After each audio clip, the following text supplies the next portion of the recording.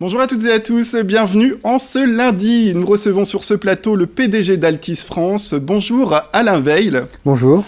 Merci d'être avec nous pour parler, et ça touche un bon nombre de personnes qui nous regardent et qui nous écoutent aujourd'hui, du déploiement de la fibre optique dans la région Hauts-de-France.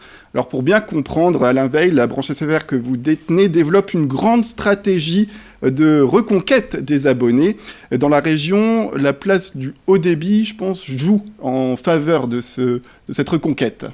Alors c'est vrai qu'il est important de rappeler qu'Altis est la maison mère d'SFR. Il y a eu un changement d'actionnaire après un certain nombre de difficultés autour des SFR il y a quelques années. C'est vrai qu'on est dans une phase de reconquête, donc on a quelques priorités. La première, c'est de satisfaire les clients d'SFR, donc on y travaille très activement. C'est la priorité des priorités. La deuxième priorité, c'est les infrastructures, c'est-à-dire apporter le très haut débit, la fibre optique d'une part, et la 4G à tous les abonnés dans des conditions optimales. La 4G qui deviendra ensuite 5G. Et puis la troisième chose qui est une priorité pour nous, pour SFR, qui est assez originale, c'est le contenu. Parce que nos réseaux sont utilisés d'abord pour transporter du contenu. Donc investir dans le contenu, pour nous, ça a du sens. Et c'est ce qu'on fait depuis quelques années. Aujourd'hui, BFM TV, RMC Découverte, RMC Story, My Cuisine et d'autres chaînes encore, RMC Sport, qui est une chaîne qui crée l'événement aujourd'hui, appartiennent à SFR. Alors justement, dans la région Hauts-de-France, aujourd'hui, quelles sont vos ambitions en termes de part de marché, de nombre de clients que vous attendez avec justement ce déploiement de la fibre, mais aussi cette évolution en termes de contenu? Alors, sans rentrer dans trop de détails pour ne pas ennuyer le téléspectateur, il faut rappeler que Numéricable et SFR, c'est le même groupe. Numéricable est devenu SFR Fibre. Et donc, pour nous, la fibre optique, c'est une priorité. Le câble, c'est déjà de la fibre qui arrive jusqu'au bas de l'immeuble, jusqu'à la porte de la maison, et puis il y a quelques mètres encore à transformer pour devenir de la fibre totalement. Mais en termes de qualité de service aujourd'hui pour l'abonné, ce qu'on appelait le câble autrefois, qui est dans un terme technique aujourd'hui du FTTB, Fiber to the Building, c'est déjà la même qualité que la fibre complète, le FTTH, Fiber to the Home, et c'est vrai qu'on est numéro 1 dans le très haut débit dans toute la région, dans tous les Hauts-de-France, à Lille aussi, parce qu'il y a un réseau câble historique qui est très important.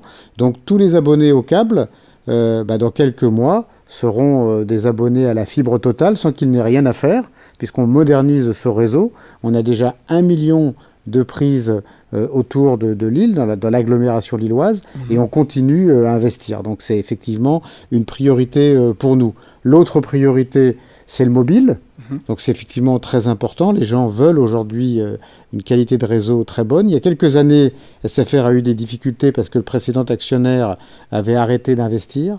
On a investi au niveau national des milliards en quelques années pour augmenter le nombre de sites, pour améliorer la qualité de notre réseau. Aujourd'hui, dans la région, nous couvrons plus de 97% de la population et on s'est engagé d'ici 2020 à passer à 100% de la population. Aujourd'hui, on a un réseau d'excellent niveau, du même niveau que l'opérateur historique, parce qu'on a beaucoup investi. Donc on a une satisfaction de nos clients qui s'est bien améliorée.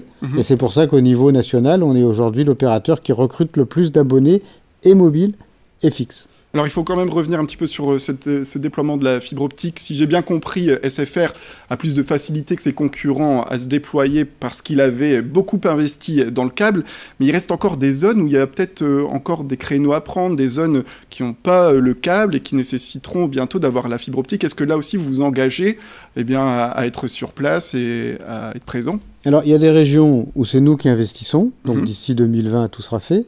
Il y a d'autres régions où ce sont d'autres opérateurs qui déploient la fibre et nous utiliserons leur réseau, on louera leur réseau, de telle façon que tous les clients SFR aient la garantie d'ici 2020 d'avoir accès à la fibre. C'est ça qui est important. Ouais.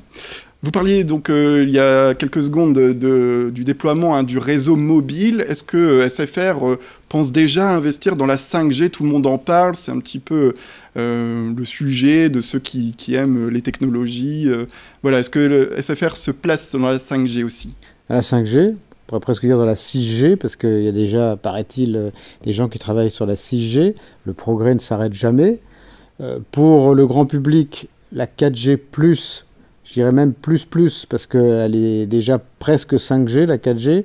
Ça apporte déjà l'essentiel, la qualité de service des très hauts débits aux clients. La 5G apportera peut-être d'abord de nouveaux services aux entreprises, mais on sera présent. Autant on avait pu avoir du retard sur la 4G il y a quelques années, autant on sera aux avant-postes concernant la 5G. Très bien. Alors vous le disiez en début d'interview, Alain Veil, SFR donc, déploie sa couverture mobile, déploie la fibre optique, mais aussi le contenu. Alors qu'est-ce qu'on peut attendre au niveau du contenu pour SFR et pour les téléspectateurs qui nous regardent aujourd'hui? Voilà, c'est beaucoup de choses. Alors vous avez expliqué tout à l'heure que SFR appartenait à Altice. Altice est aussi présent aux États-Unis, à New York notamment, et puis dans un certain nombre d'États américains. On apprend beaucoup de ce qui se passe là-bas, où la convergence entre les médias et les télécoms est une réalité. Tous les grands groupes télécoms investissent dans le contenu, dans les médias, parce que nos réseaux, comme je le disais tout à l'heure, sont utilisés pour transporter du contenu, donc ça a vraiment du sens d'investir dans les contenus.